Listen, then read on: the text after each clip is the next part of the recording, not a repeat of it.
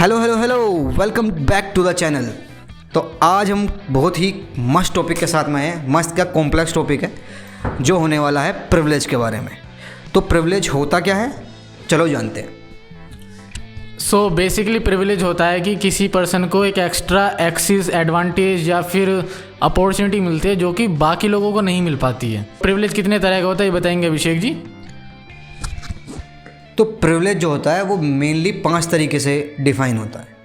ठीक है, जो पहला होता है वो होता है फाइनेंशियल। ठीक है, तो जैसे कि आप सपोज करो कि मेरे पास फैमिली बैकअप है या फिर कोई जनरेशनल वेल्थ है, जैसे मेरे पास बहुत सारी ज़मीन है या फिर मेरे पास कोई बड़ा बैंक बैलेंस है जो मेरी फैमिली से मिला है मुझको, तो उस रिसोर्स से या उस प्रिविलेज से मैं कुछ भी कर सकता हूँ। दूसरा होता है सोशल। तो जैसे कि मेरे पिताजी हैं या इनके पिताजी हैं, ठीक है, बड़े पॉलिटिकल लीडर हैं या फिर बड़े बिजनेसमैन हैं, ठीक है, उनकी नेटवर्किंग पावर कितनी है, तो वो होता है सोशल प्रिविलेज। मोहित आगे की तू बता।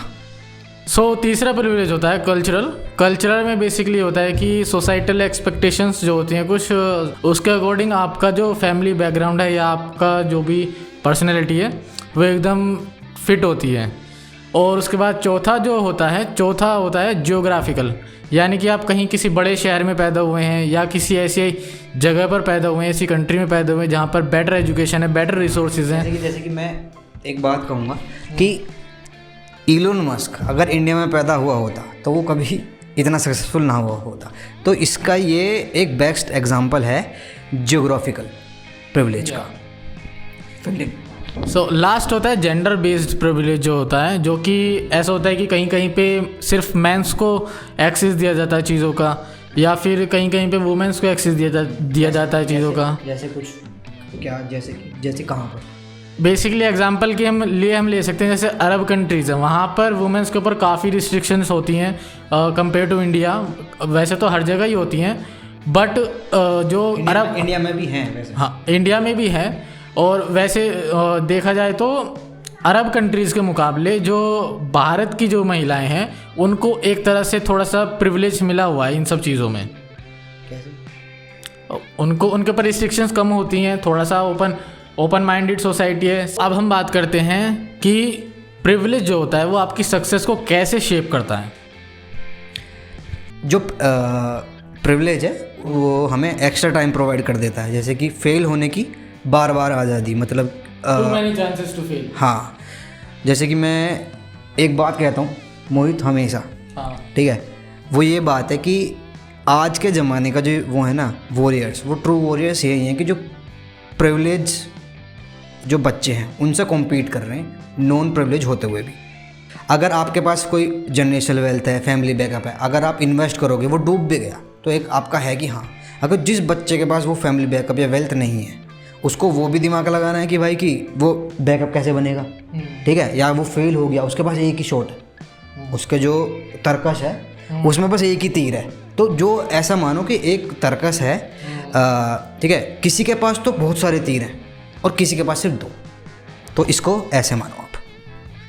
सो नेक्स्ट जो शेप आपकी सक्सेस कर सकता है प्रिविलेज, वो हो सकता है कि आपको बेटर मेंटर जो हैं वो एक अर्ली स्टेज पर मिल जाए, बेटर एजुकेशन अर्ली स्टेज पर मिल जाए, बेटर नेटवर्किंग अर्ली स्टेज पर मिल जाए, जो कि कंपैरेटिवली बाकी लोगों को नहीं मिल पाती है। बहुत से लोगों का टाइम बेसिक गाइडेंस या सक्सेस का पाथ है उसको स्ट्रक्चर करने में ही बहुत ज़्यादा टाइम लग जाता है। तो तीसरा बताएंगे अभिषेक जी।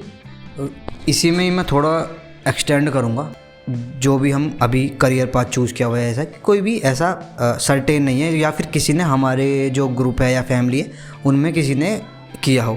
तो जो हमारे छोटे हैं, मतलब कि जो हमसे यंगर जनरेशन है, वो इस बात का एडवांटेज ले सकती है कि जितना हमने सीखा या हमने किया उससे लर्न कर सकती है और हमसे बहुत आगे निकल सकती है वो जल्दी वो चीज़ें सीख कर। आगे आप बताओ।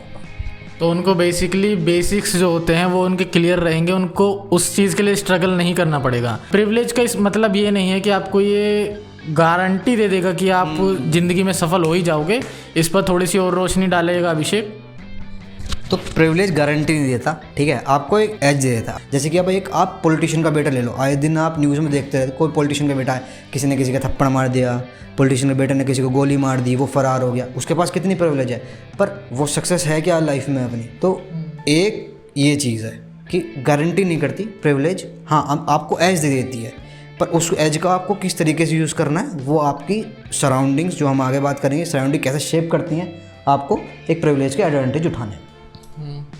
अगर मैं बेसिकली अगर मैं इस पर थोड़ी और इसको एक्सपेंड करूं तो इसका ये है कि कोई पॉलिटिशियन है, उसका बेटा भी अगर पॉलिटिशियन है तो ये गारंटी नहीं दे देता उसको कि उसका पॉलिटिकल करियर सक्सेसफुली होगा।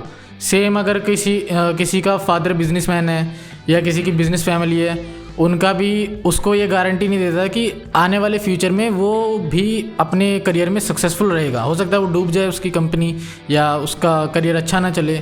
सेम अदर एंटरटेनमेंट इंडस्ट्री है, उसमें भी अगर सुपरस्टार को कोई बेटा है बेटी है तो उनको डेफिनेटली मिल जाता है शुरू में सब सेट किया हुआ, पर उनको भी एट द एंड स्ट्रगल ही करनी पड़ती है, अपना खुद मेहनत करनी पड़ती है, वरना वो भी साल 2 साल के बाद गायब भी हो जाते हैं। एक राइट माइंडसेट कैसा होना चाहिए प्रिविलेज के साथ टैकल करने के लिए, तो इस पर रोशनी डालेगा अभिषेक। अब ये बात आती है कि जिसके पास प्रिविलेज नहीं है तो इसका मतलब वो सपने देखना छोड़ दे। नहीं, सपने तो आते रहेंगे भाई, सपने तो आते रहेंगे, सपने देखना बहुत ज़रूरी है एक माइंड ग्रोथ के लिए। ऐसा माइंड सेट कैसे प्रिपेयर करें, या फिर कोई लोग ये सोचते हैं ना कि मेरे पास तो ये रिसोर्स नहीं है। सपोज़ करो कि मेरा सपना है कि एक रॉकेट कंपनी बनानी है। अब यहाँ पर एक सबसे बड़ी जो चीज़ आती है वो आती है पैसा कहाँ से आएगा। ठीक है, तो मैं अब ये सोचूंगा उस डायरेक्शन में कि जहाँ से मुझे पैसा बने, और दूसरी बात क्या है कि मैं वहाँ लाइकलीहुड वहाँ ज़्यादा प्रेजेंस रहूँ जहाँ पे ऐसी बातें हों या जहाँ पे ऐसी चीज़ें हों जो मेरे ड्रीम्स को क्लोज करें, या फिर जो रिक्वायरमेंट है चीज़ों के लिए, तो मैं उसको कोशिश करूँ कि वहाँ पे मैं प्रेजेंट रहूँ। मतलब जो उस चीज़ को फुलफ़िल करने के लिए चाहिए उस चीज़ के अराउंड वर्क करें। कि बेसिकली नेटवर्किंग चाहिए तो नेटवर्किंग करो, अगर पैसा चाहिए तो फंड रेज करने का ट्राई करो, कहीं पे मूव करना है, किसी और सिटी में जाना है तो उस सिटी में मूव करो। बेसिकली अपना प्रिविलेज खुद बनाने का ट्राई करो। ये नहीं है कि प्रिविलेज के ऊपर रोते रहो कि हाँ मेरे पास तो नहीं है, मेरे पास तो नहीं है, मैं क्या करूँ, मेरा तो बर्बाद हो गया। ये सब नहीं करना है, मेहनत करनी है। हाँ, मेहनत। जैसे कि ये देखते हो कि कम रिसोर्सेज में हम कैसे मैक्सिमम आउटपुट ला सकते हैं। और दूसरी बात, हमें नए इंफॉर्मेशन की मतलब लर्निंग फेज़ को कभी नहीं छोड़ना है। अगर हमको आगे निकलना है लोगों से तो हमें लर्निंग फेज़ कभी नहीं छोड़ना है। एक यूट्यूबर है, मुझे नाम याद नहीं आ रहा उनका, उन्होंने क्या किया कि वो, अगर आप देखोगे ना, उन्होंने ग्राफिक डिज़ाइनिंग शुरू करी, ग्राफिक डिज़ाइनिंग की कंपनी, देखा होगा आपने वो। तो वो झोंपड़ी होती, झोंपड़ी उसमें रहते थे, उन्होंने बनाया उसमें ऑफिस शुरू में, पर उनका विज़न था कि हाँ भाई मुझे इसको बड़ा बनाना है। वो उस पर लगे रहे। अब उनका ऑफिस है शायद, और उनके पास कोई बढ़िया गाड़ी है, पर उन्होंने ये नहीं सोचा कि मेरे पास प्रिविलेज नहीं है, या फिर मैं गांव में रहता हूँ, मैं तबेले में लिटरल तबेले में उन्होंने वो डाला हुआ था ऑफिस। ठीक है, तो अब अब उनके पास प्रिविलेज नहीं था, फिर भी वो कैसे सक्सेस हो गए, या कैसे उन्होंने अपना एक जो गोल ड्रीम था वो इसी वजह से हुआ कि उन्होंने जो सही चीज़ है या फिर कोशिश जो फेल हुआ उनसे लर्निंग ली और उनको करेक्ट करने की कोशिश करी। ऐसा नहीं कह रहा कि हर बार ही वो चल जाएगा, करेक्ट करने की कोशिश करो कि राइट डायरेक्शन में मैं जा रहा हूँ या नहीं। सो इन शॉर्ट, अगर आपके पास प्रिविलेज है तो आप उसको रिस्पॉन्सिबली यूज़ कीजिए। ज़रूरी नहीं है कि प्रिविलेज आपको सक्सेस होने में भूमिका निभाए, लेकिन वो आपका स्टार्टिंग पॉइंट जो है वो बेटर कर सकता है। Effort, skill and mindset decide how far you go, but privilege decides often how fast you can start. So bye.